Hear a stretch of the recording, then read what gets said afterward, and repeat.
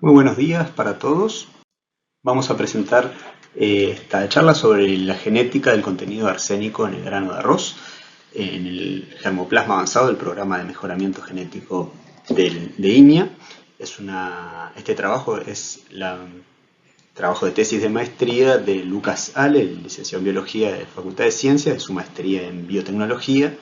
y contó con la participación de Melissa Berger del LATU, Andrea Raab y Jörg Feldmann de Tesla de la Universidad de Graz de Austria, y por el programa de arroz Fernando Pérez y quien les habla, Juan Rosas. Bueno, el objetivo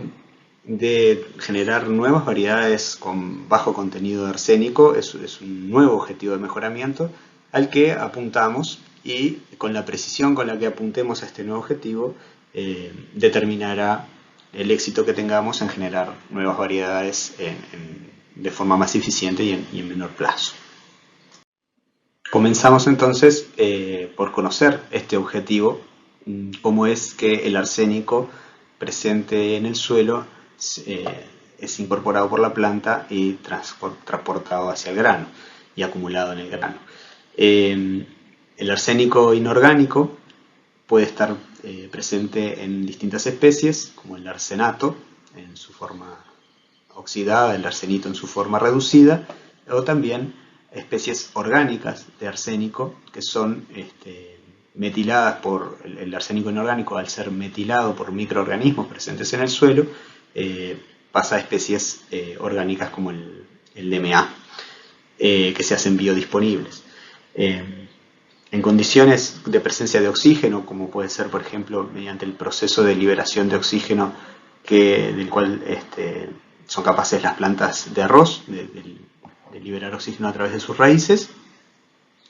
se combina el oxígeno con el hierro y agua, formando una placa que retiene y hace, digamos, captura a las especies de arsénico y hace que no estén disponibles y que no puedan ser incorporadas por la planta. Pero justamente en presencias de baja concentración de oxígeno, como son las que imperan en el cultivo bajo riego, en condiciones de anoxia, esa placa, digamos, se disuelve y puede liberar, hacer biodisponibles las especies de arsénico, y entonces pueden ser incorporadas a la planta. No hay mecanismos específicos de incorporación, de absorción del arsénico, sino que por su similitud con el arsenato, por su similitud molecular con el fosfato, es ingresado por transportadores de fosfato, por ejemplo, mediante este mecanismo, o también moléculas sin carga eléctrica como el arsenito o el DMA pueden ser canalizadas a través de acuaporinas e ingresar también a las células de la raíz. Una vez que ingresan, hay distintos genes, algunos de los cuales mencionaremos, que están involucrados en el traslado de las especies de arsénico desde el tallo, como transportadores del sílice, por similitud también del arsenito con algunas especies de sílice, y transportadores de péptidos que inespecíficamente también transportan hacia arriba, digamos, hacia el grano, las especies de arsénico. Y la acumulación de arsénico en el grano se da mayormente en el pericarpio.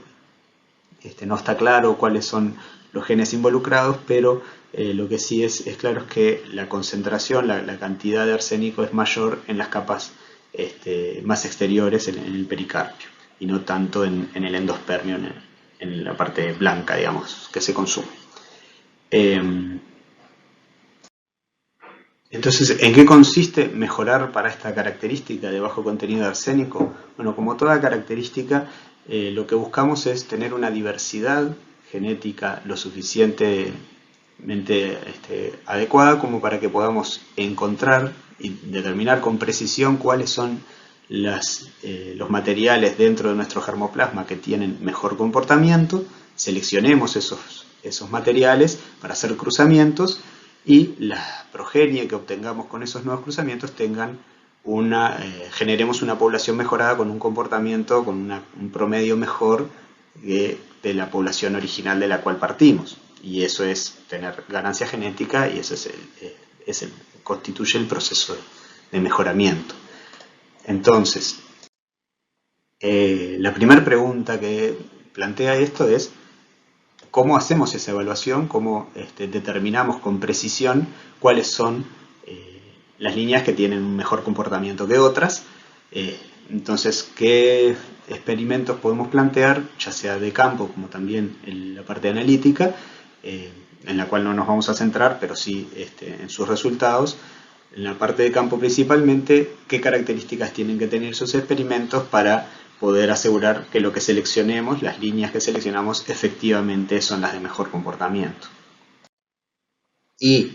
la otra consideración fundamental es, bueno, si en esa población original tenemos la suficiente variación, tenemos líneas que tengan un comportamiento destacado, claramente mejor que el promedio, para usar esos padres en nuevos cruzamientos y generar nuevas poblaciones. Entonces, la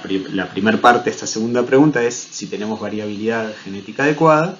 y una pregunta relacionada, que es más básica pero que tiene aplicaciones prácticas concretas en mejoramiento, es qué genes pueden estar detrás explicando esa variación que observamos. Entonces, para responder esas dos preguntas, planteamos dos experimentos, no es un experimento para cada pregunta, sino que las dos preguntas se van a ir respondiendo con aprendizajes que fuimos teniendo en estos dos experimentos. Son dos enfoques complementarios. El experimento 1, que nos llamamos de genes candidatos, justamente lo que busca es ver si genes que ya están conocidos, como los que estuvimos viendo en la pequeña revisión de la introducción, si esos genes están presentes en nuestros materiales, si son los que explican la variación que tenemos en los materiales de INEA. Entonces, para ello es un set pequeño de líneas que justamente están seleccionadas porque segregan para estos genes de interés, y estas líneas se evaluaron durante 2 años, en un ensayo cada año, en el Paso de la Laguna, con parcelas en 3 repeticiones. Y bueno, se determinó tanto arsénico inorgánico como arsénico total, o sea, es el inorgánico, todas las especies sumadas, y se contaba con información genética, molecular, para saber justamente si estos genes estaban segregando, o sea, si estaban los distintos alelos de estos genes en estos materiales. Y el experimento número 2, que denominamos mapeo asociativo, es otro enfoque en el cual la diferencia es que buscamos encontrar genes o regiones cromosómicas sin conocerlas a priori. Simplemente esto nos va a sugerir cuáles son las regiones que están asociadas en nuestro germoplasma, que pueden estar explicando esa variación que vemos fenotípicamente. Para esto se usa una población más grande, unas 373 líneas,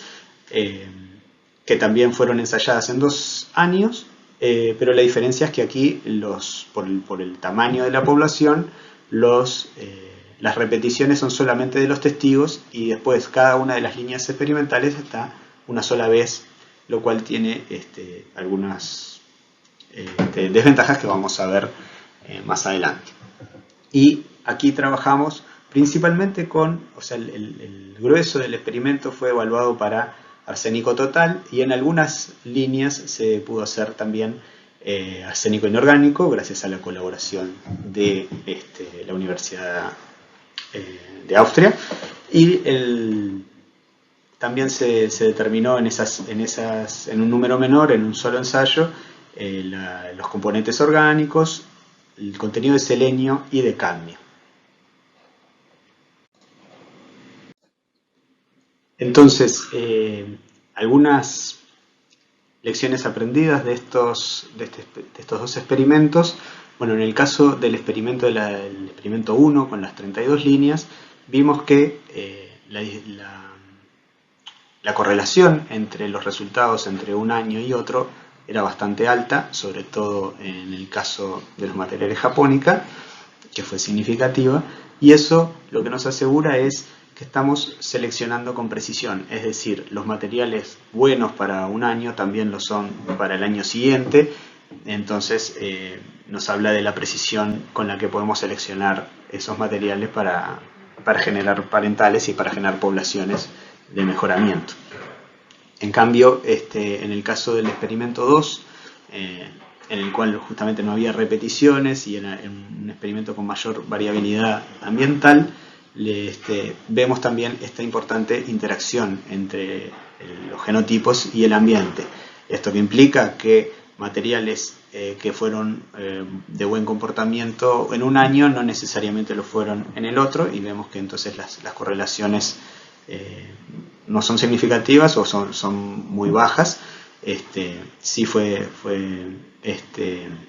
Entonces esa diferencia entre los años lo que genera es que la precisión de selección no va a ser muy alta y tenemos que pensar diseños experimentales más parecidos a lo que fue el experimento con las 32 líneas, en los cuales controlamos mejor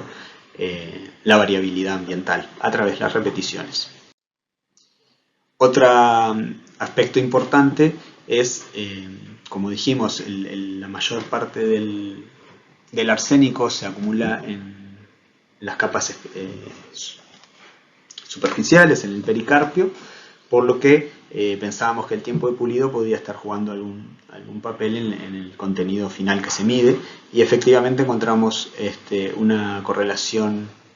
tanto para el arsénico inorgánico como para el arsénico total, una correlación significativa en el experimento también de las 32 líneas con sus repeticiones, y vimos que a mayor grado de pulido tiende a bajar el contenido de las especies de arsénico. Esto no fue así para el grado de molienda, es independiente entonces el contenido de arsénico del grado de molienda. Pero digamos que tenemos que tener en cuenta el tiempo de pulido, homogenizarlo, o tratar de trabajarlo en forma homogénea para todos los materiales si los queremos comparar en forma pareja entre sí. Y bueno, otras estrategias que se usan en mejoramiento es, por ejemplo, la selección indirecta. Cuando tenemos una característica como es el arsénico total, que podemos medir de forma más fácil, porque los métodos químicos son de menor costo y permiten procesar más muestras, y a través de la determinación de arsénico total podemos estar seleccionando indirectamente, pero no totalmente a ciegas, para el bajo contenido de arsénico inorgánico. Y bueno, la buena noticia es que hay una correlación positiva y alta, significativa. Entonces, básicamente, si estamos seleccionando materiales que tienen bajo arsénico total, bueno, estamos bastante seguros también de que van a tener un buen comportamiento para arsénico inorgánico. Y otras dos buenas noticias que nos dan estos experimentos, estos son resultados del experimento de mapeo, es que no hay asociación entre el arsénico total y el cadmio. El cadmio es un tóxico, no lo queremos presente en el alimento, entonces el hecho de que no haya asociación quiere decir que mejorar para bajo contenido de arsénico total no implica que haya mayor presencia de cadmio. Y la otra buena noticia es que sí está asociado, sí hay una correlación significativa, al menos en los materiales de tipo índica, entre el arsénico total y el selenio. El selenio es un micronutriente indispensable para una dieta saludable, entonces podríamos estar haciendo mejoramiento a la vez para bajo contenido de arsénico y a la vez buena presencia de este micronutriente esencial. Entonces, resumiendo lo que hemos visto hasta acá, en lo que tiene que ver con la evaluación del contenido arsénico en el programa, bueno, el tiempo de pulido afecta, entonces lo tenemos que considerar. Podemos hacer selección indirecta de arsénico inorgánico a través de la medición de arsénico total. Esta selección de arsénico total no nos complica con un mayor aumento de cadmio. Y lo principal en lo que tenemos que hacer énfasis es en que los experimentos deben controlar adecuadamente la variabilidad ambiental. Entonces necesitamos ensayos ya sea con más repeticiones, también mayor diversidad de ambientes,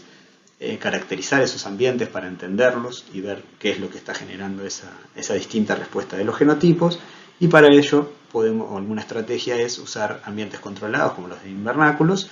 y también estudiar enfoques como los de la metagenómica que nos permiten ver cuáles son los microorganismos y qué procesos están haciendo para hacer biodisponible el arsénico, entender mejor ese microambiente que está rodeando a la raíz y que genera probablemente esa variabilidad que estamos viendo en los experimentos. Y otra posibilidad que nos genera una tercera pregunta para esta charla es si podemos usar marcadores moleculares que son independientes del ambiente, simplemente es analizar la información genética de la planta, si podría ser aplicable para el bajo contenido arsénico en los materiales del programa. Entonces, vamos a dejar pendiente esa pregunta para contestarla en unos minutos. La segunda pregunta que nos habíamos planteado era si teníamos variabilidad suficiente en el programa, es decir, si teníamos aquella distribución en la cual podíamos seleccionar materiales con mejor comportamiento, y ambos experimentos, tanto el de las 32 variedades como el de las 370 variedades, nos permitieron identificar líneas que consistentemente a través de los años, más allá de la variabilidad que hubo en el experimento 2, hay líneas que consistentemente son de bajo contenido o muy bajo contenido arsénico, y esta es, por ejemplo, la lista de materiales avanzados del programa de mejoramiento que perfectamente pueden ser usados tienen buenas condiciones agronómicas y a la vez demostraron en los 2 años tener muy bajo contenido arsénico, pueden ser usadas como parentales para generar nuevas poblaciones para este objetivo de inocuidad. Por lo tanto, la respuesta es sí, tenemos adecuada variabilidad. En cuanto a la parte B de esta pregunta, ¿qué genes están asociados con la variabilidad en el contenido arsénico que observamos? Bueno, el experimento de genes candidatos, que lo que hacíamos era evaluar líneas que se diferenciaban entre sí por poseer distintos alelos de 5 genes reportados como candidatos. De esos 5 genes vimos que 3 de ellos, estos 3 genes que están acá, realmente tienen o están estadísticamente asociados. No podemos asegurar que sea el efecto causal biológico, se necesitan otros experimentos para confirmar esto, pero nos dan una pista interesante sobre los genes que están teniendo o son candidatos a tener mayor efecto en el contenido arsénico, principalmente en el inorgánico. Estos son datos para arsénico inorgánico, ya que los efectos en el arsénico total fueron menos claros y no fueron significativos. Pero en el caso de inorgánico, que es el principal objetivo de mejoramiento, vemos que este gen, que es un transportador de fosfato, como habíamos dicho al principio, participa en la captación, absorción de arsénico en la raíz. Bueno, cuando tiene su alelo favorable, que está marcado en verde con el 0, combinado con los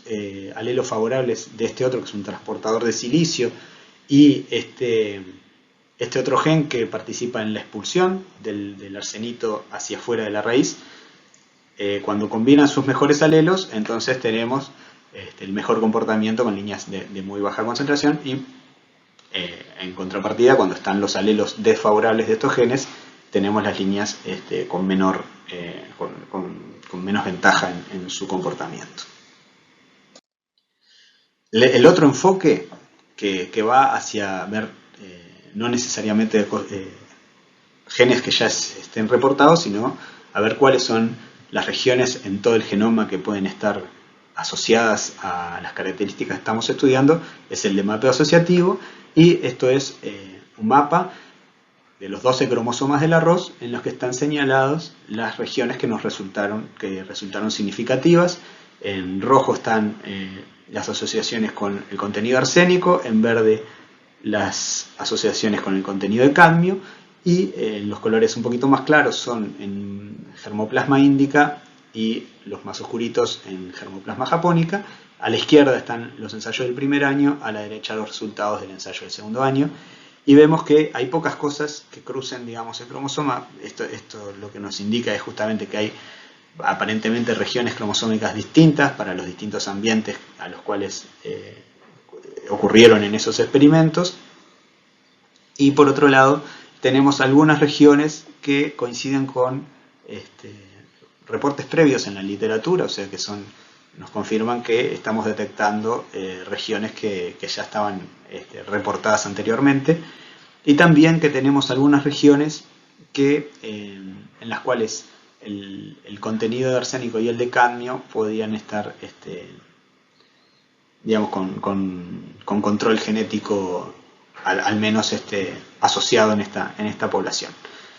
Entonces, para contestar esta tercera pregunta que había surgido hace unos minutos de si estos marcadores moleculares que están a lo largo del genoma los podemos usar para seleccionar indirecta o directamente a través de esos genes por el contenido de arsénico total, que es el que tenemos evaluado en la mayoría de la población, vemos que para un mismo ambiente los porcentajes, o sea, la precisión de selección es bastante aceptable. Sin embargo, al ser tan distinta la genética que estuvo atrás en un ambiente o en otro, cuando usamos esos marcadores para predecir lo que pasaría en un segundo año, esa precisión es muy baja y realmente implica que tengamos que estudiar en un mayor número de ambientes y caracterizar mejor esa interacción entre las regiones cromosómicas y el ambiente. Entonces, las lecciones de esta segunda parte